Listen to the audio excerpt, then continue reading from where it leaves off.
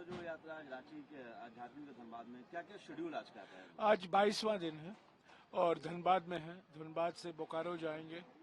बोकारो तो इस्पात का शहर है और जब सवाल किया जाता है आपने 70 साल में क्या किया, तो लोगों को बोकारो आना चाहिए। बोकारो, सिंदरी, बरौनी, ये सब 70 साल में कांग्रेस पार्टी ने ही किया है।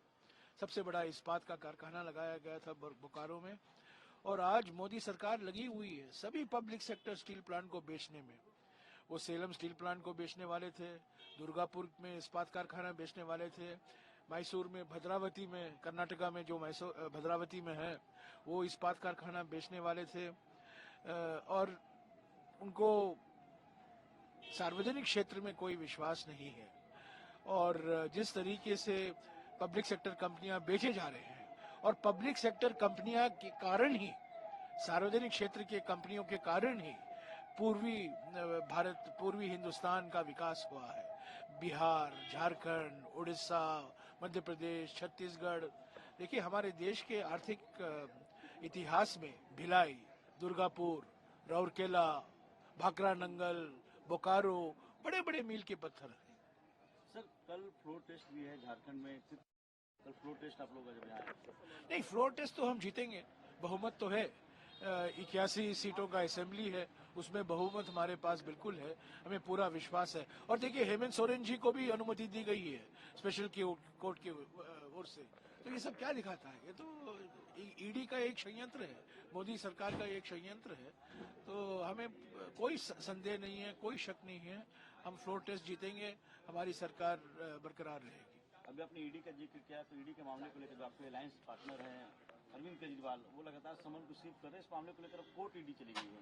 नहीं, चल जाने दीजिए ना। देखिए पहले दिन से ये साफ हो गया है कि मोदी सरकार, ईडी, सीबीआई, इनकम टैक्स को पूरा दुरुपयोग हो रहा है। राहुल जी के खिलाफ, केजरीवाल के खिलाफ, जो इंडिया गठबंधन के पार्टियां हैं, घटक दल हैं अलग अलग राज्यों में, उनके मंत्रियों के खिलाफ, मुख्यमंत्री के खिलाफ, जहाँ की मिसाल के तौर से झारखंड में। तो ये स्वतंत्र संस्थाएं नहीं रही। ईडी और सीबीआई और इनकम टैक्स प्रधानमंत्री और गृह मंत्री के इशारे पर काम करते हैं और ये लोकतंत्र के लिए बहुत बड़ा खतरा है। सर, आंध्र प्रदेश के जो आपके प्रेसिडेंट है वाई शर्मिला, उनके ऊपर जिस तरह से मामले आए थे, जो अटैक किए गए थे, उस पर क्या? नहीं, वाई शर्मिला से जगन भौंकलाए हुए हैं, परेशानी में हैं, पीड़ित हैं। वो जानते हैं पब्लिक का रिस्पांस कितना मिल रहा है और शर्मिला जी के आने के बाद कांग्रेस में एक नई जान आई है, एक नई शक्ति आई है और कांग्रेस को लोग देख रहे हैं एक विकल्प के रूप में। जगन घबराए हुए हैं, चंद्रबाबू जी घबराए हुए हैं, नरेंद्र मोदी घबराए हुए हैं, पवन कल्याण घबराए हुए हैं। अचानक आंध्र प्रदेश में उभर कर आया है कांग्रेस पार्टी शर्मिला जी के कारण। सर, एक आखिरी सवाल है। युवा नेता है, अच्छी बोलती है, वाईएस राजशेखर रेड्डी जी की बेटी है, विरासत में बहुत कुछ मिला है और खुद एक बहुत कैरिस्मेटिक व्यक्ति है। सर, एक आखिरी सवाल है। आप लगातार बात कर रहे हैं कि अलायंस को लेकर बातचीत आपकी चल रही है पश्चिम बंगाल में। जो अध्यक्ष है वहाँ के अधीर चौधरी, उनकी तरफ से कहा जा रहा है कि बार बार अपना स्टैंड चेंज करते हैं। नहीं, मैं कुछ नहीं कहूंगा अधीर जी के बारे में और ममता जी के बारे में।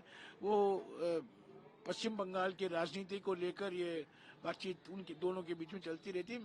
मेरा यही एक ही कहना है, इंडिया गठबंधन बना है लोकसभा चुनाव के लिए। इंडिया गठबंधन ममता जी हैं, वामपंथी पार्टियां हैं, कांग्रेस पार्टी हैं, 27 पार्टी हैं। तो इसको हमें विधानसभा के चुनाव के नजरिए से नहीं देखना चाहिए, इसको सिर्फ लोकसभा चुनाव के नजरिए से देखना चाहिए। आप मानते बातचीत चल रही है? बातचीत चल रही है हमारे ओर से। हमने दरवाजा तो नहीं बंद किया है। एक तरफा हमने कोई घोषणा नहीं की कि हम 5 सीट मांग रहे हैं, 10 सीट मांग रहे हैं, 15 सीट नहीं मांग रहे, ये नहीं। बातचीत चल रही है। जब बातचीत चल रही है कि माने क्या है कि हम ईमानदारी से बात कर रहे हैं, हम फेस टू फेस बात कर रहे हैं, आमने सामने बात कर रहे हैं। और एक पार्टी को अचानक खड़े होकर कहना कि हमने बातचीत बंद कर दी है और हम 42 सीट लड़ेंगे, वो सही नहीं है। तो ईमानदारी से इंडिया गठबंधन के बनाने में ममता जी का एक बहुत महत्वपूर्ण भूमिका रही है। इंडिया गठबंधन को इंडिया नाम देने में उनकी भी एक भूमिका रही है। हम उसको सब नहीं भूल सकते। और ममता जी बीजेपी के खिलाफ लड़ रही है, हम भी बीजेपी के खिलाफ लड़ रहे हैं। वो कहती है मैं इंडिया गठबंधन की एक हिस्सा हूँ, वो हम उसको स्वीकार करते हैं। पर ये पश्चिम बंगाल की राजनीति, विधानसभा की राजनीति को से थोड़ा ऊपर हटकर हमें लोकसभा के चुनाव को देखना है।